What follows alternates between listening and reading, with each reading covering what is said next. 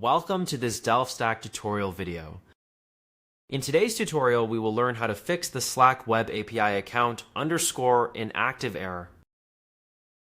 This error usually means your Slack user or bot has been deactivated, disabled, or removed from the workspace.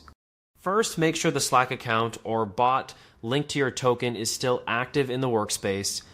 Next, check that you are using the correct bot user OAuth token. Go to api.slack.com, click your app name, then open OAuth and permissions. Scroll down until you see the OAuth token, and make sure you are using the bot user OAuth token that starts with xoxb.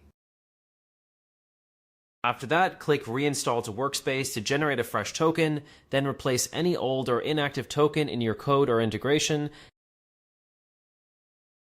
Also, make sure the app is installed in the same workspace you are testing. Finally, test your API request again with the updated token. In most cases, the error is fixed once the bot is active and the correct token is used.